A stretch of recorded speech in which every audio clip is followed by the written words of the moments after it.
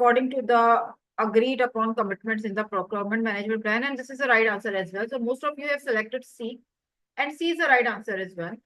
I think you guys have already understood that why C. So anybody who would like to explain?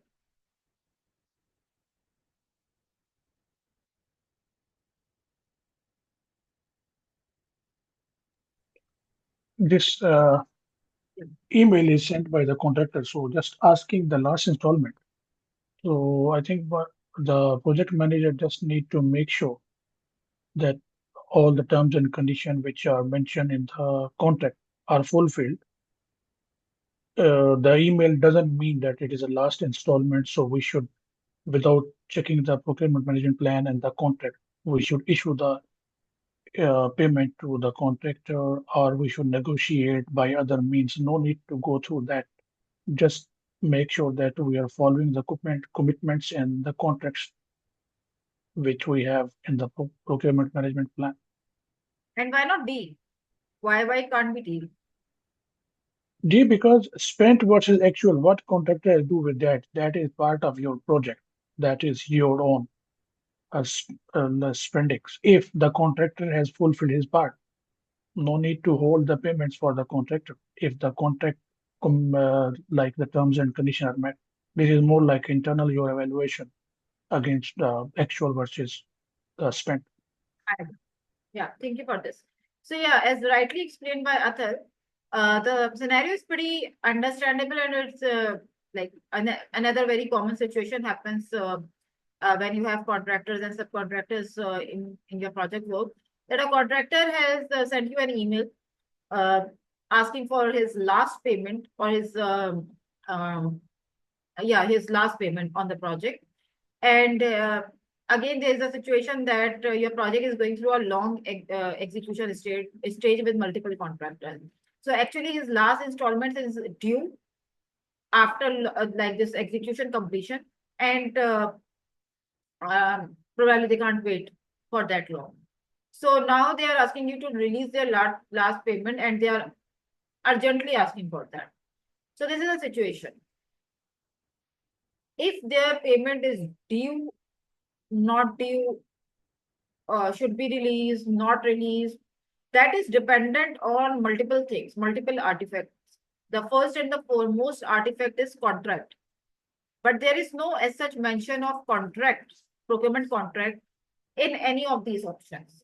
Otherwise, the contract would have been the very right artifact to check that what payment schedule has been decided for this contractor in the contract, and accordingly you are going, because you decide payment schedule in contract for the same reason that and usually the payment schedule is bound with multiple milestones as well. Milestone schedule and payment schedule are usually bound to each other.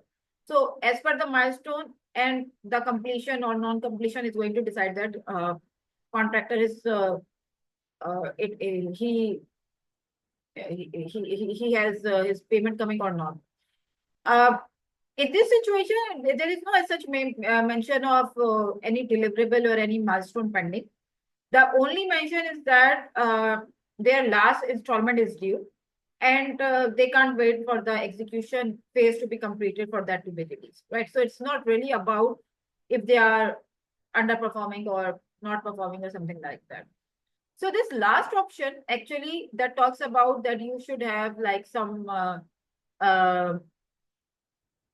visibility of their performance and their forecast spend versus actual spend, like what is forecasted to be spent on their work versus what actually has been spent. That visibility could be good, but even if it is like okay, even your forecast spend is and actually spend and that graph is okay, or if their performance is okay, in other words, that's not a guarantee that they are going to get their payment. They are going to get their payment as per the agreed upon clause or as per the agreed upon payment terms and conditions, right? So even if their performance is okay, there is no as such guarantee that their payment is going to be. That could be released as well. If you like want to establish a goodwill with them and you want to release their payment, like with some flexibility of clauses and terms and conditions.